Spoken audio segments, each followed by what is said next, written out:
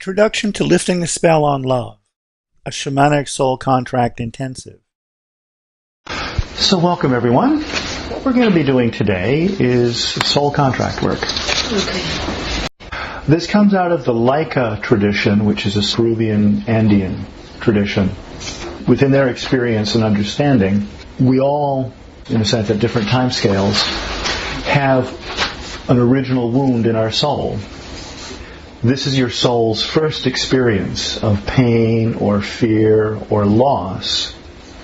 There is the biggest, most original wound that has shaped your soul's journey at the deepest level. We're not going to be doing that kind of work this weekend. That's kind of big work. But the underlying principles and journeys apply at all scales. Today what we're going to be doing is going to your first experience in love and relationships. Because what happens in that experience of soul wounding is two things, typically. One, in order to get out of the crisis, the threat, whatever it is, your soul makes a promise. It makes a contract, sort of with itself and with life. Try to resolve the situation. And I think we've all been aware of doing similar things. You know, if this happens, I'll never do that. Well, your soul does the same thing. Often it's very, very unconscious. It's usually the best thing you know how to do at the time, but it's not necessarily the best agreement you could have made. And ironically, or tragically, it often perpetuates what you were trying to escape and becomes the source of sort of limiting beliefs and experiences in your life. And I think this is where the kind of work that a lot of people do with NLP or affirmations or manifestation, that all works. But since the soul contract is still there, and it exists in a sense outside of space and time, that's still shaping everything. So until you rewrite the soul contract, until you understand the old one and write a new one, you're going to continue to live out according to that agreement. So that's what makes this work so very, very powerful. The other thing that the soul does at this time of threat, and this is true, right now as 15 lifetimes ago, is under threat, your soul leaves the body. And we have, many accounts of people being in accidents or in fever states and looking down at themselves from elsewhere. Well, that's your soul, having removed itself for self-protection. There's good news and bad news. The good news is, because of that, your soul is never damaged. It's untouched, it's pure. However, it can also become fragmented or lost, and not all of it will return, leaving you diminished and incomplete. So that's the second part of the work, is to recover whatever parts may be missing and bring them back to yourself.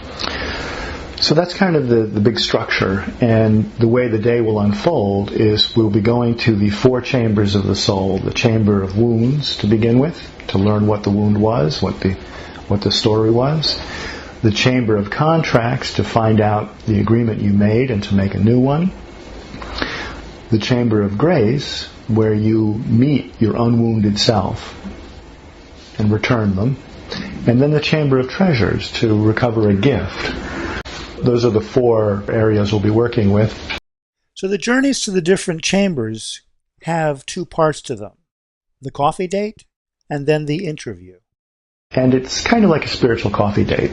You're just going to meet the situation and learn as much as you can in that first instance.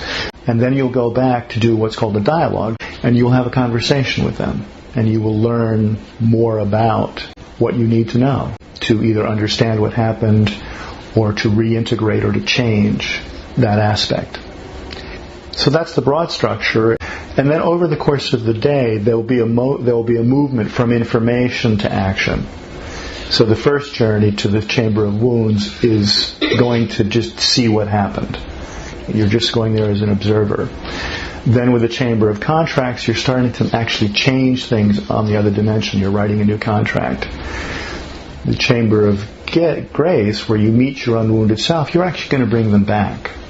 They're going to come from another dimension, wherever they are, into this one, and similarly with the gift. So, any questions about that? The question is, you'll be guiding us through each of the journeys, right? I'll be describing what journeying is. I just wanted to give you a kind of a sense of what the menu is. My role in this is I've set the table and I've laid the plates out and I'm inviting you to sit down, and I will tell you that we're going to have these 4 dishes. But I have no way of predicting what's going to be on your plate because Spirit's doing the cooking. One thing that I can say is it's not going to be anything like what you expected. I mean, you're going to have suspicions, oh, I think it's going to be like this, and I'm going to find that, and I'm going to see the following thing. And you may. Or it may be completely different. But just trust it. Trust that Spirit really, they know everything. And just take everything in and bring it all back and write it all down, because it may not make sense initially to the rational mind, because the rational mind is so much smaller than what you're stepping into.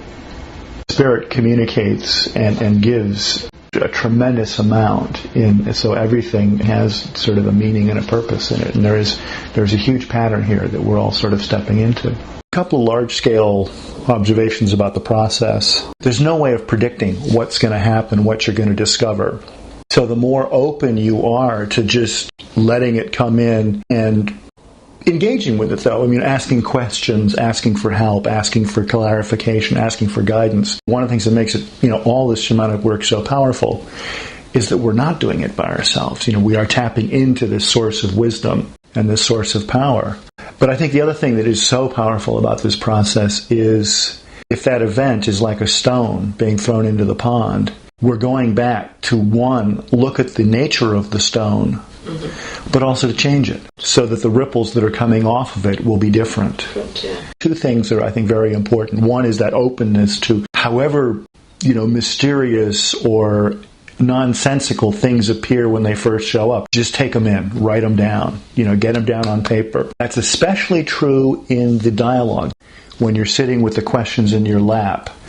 And you ask a question, because in some cases people are almost in like an automatic writing thing, where they're like taking spiritual dictation, and if you trust your memory to hang on to it and bring it back later, it probably won't. So just literally just write down whatever it is that you hear or see or are told, whatever happens, just get it down. Because I've seen people come back with like, I have no idea what happened, and then they look down at their notes. And the precision and the clarity of the words can be really, really striking. I've got one person who's come to several of these, and I realized at a certain point that they were editing in their sharing. Don't give us the synopsis of the dialogue. Just read word for word what you were given. Because when you give us the synopsis, your brain is tidying things up. More than tidying, I mean, literally, it will sort of jump over whole things, and it's like, wait a second, So your brain will try to tidy it up and organize it and make sense out of it, and by virtue of that, you wind up maybe losing some of it. And another thing that's very important and very powerful about this process, although at times it can feel scary or embarrassing, but it doesn't, because again, this is stuff, you're not responsible for what happened.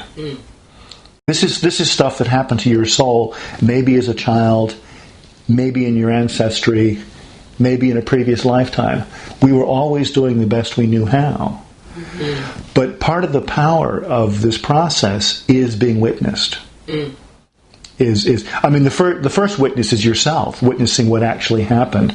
But in the sharing, the being witnessed by the other people in your group is really, really powerful. It's a real honor to witness someone's story like this. Some people have dramatic stories. They go back to 40,000 years ago with some, incredibly powerful prehistoric experience. Other people go back to being 7 years old in this lifetime when, they loved a pony. And that love wasn't supported, by their family. They were mocked. It doesn't matter whether it's something small or something, big. But there was a wounding that took place at that point. And that's what's important is to find, to go to where that wound, whatever it is held, so you don't have to go through all the carbon copies. And that's again what makes this work so powerful is that, with the help of Spirit, you're going right to the heart of things. When you go to the chamber of wounds, which is the first step, your intention is to go to the original wound. Because on occasion, people have just said the wound, and they have been, story after story after story after story. Be very careful and clear about, the intention is to go to the original wound. Again, that's my job, is to make sure that the intentions are clear, well formulated, and that you stick to them. It's important just to, take everything that you're given and bring it back. And to really trust the process, that everybody goes through this process very uniquely. That's the other thing that's really fascinating. The process itself, has its own sort of structure that we all work with, but everybody's experience of it is completely personal. Just like journeying, some people will come back with really dramatic, full color, detailed stories. Other people, one of the most extreme examples was one person who, for the whole day, went to their place in nature, met their gatekeeper, went to the lower world, and sat on a beach with cocktails with umbrellas in them, with nothing happening. And they came back time after time after time, really frustrated, because I was down there, I was with my gatekeeper, I wanted to do this thing, and at best, we would occasionally be standing outside sort of a cage on the beach, looking in at something. But nothing was happening, and nothing was happening, and nothing was happening. Or so they thought. On the last journey, literally everything happened. They saw the story, they saw what happened, they saw what they did, they made the change, they met it all happened in the last journey. And other times people will, they'll have one type of journey at one time in the day, and, quite vivid, quite detailed. And then another time of the day, they'll come back and say, I don't know what happened. They'll just be, it will have been blank. But I was told they were going to download stuff. What I can say is, having watched several hundreds, if not close to 1,000 of these journeys and people coming back with the stories in the process, is that you just really trust that the day is unfolding perfectly for you. The question is, what happens if I have an attachment to someone in my wounding? You mean attachment, you mean as in like the energetic sense? Well, the last journeys are removing attachments. Oh, good. Connected with us. We have this language where we talk about people being cursed and spells, and we have like a rich literature of fairy tales. That stuff is literal. It's not just a metaphor. When you do extractions, for example, and you're removing, energetic stuff that doesn't belong to people, sometimes that stuff is you've picked up somebody's bad vibes. Right. But another way of describing a spiritual intrusion would be a curse. Mm-hmm. And a curse doesn't have to be, like a sorcerer saying da-da-da-da. A curse can be something like a parent saying, damn it, you'll never amount to anything. And the way in which that marks a child, it's a little bit like cursing them. Similarly, the notion of spell being cast can be similar to your soul making a contract. You have made an agreement that you're not aware of, but it's controlling you, which I think is similar to the notion of there having been some kind of spell cast over you, whether it was cast over you by someone else or by yourself, that you are unspelling yourself. Someone asks the question, what if someone is directing their anger at you, every day, all day long? That sounds very much like a kind of a spiritual intrusion issue, but there might be some sort of soul wounding, soul contract story underlying that.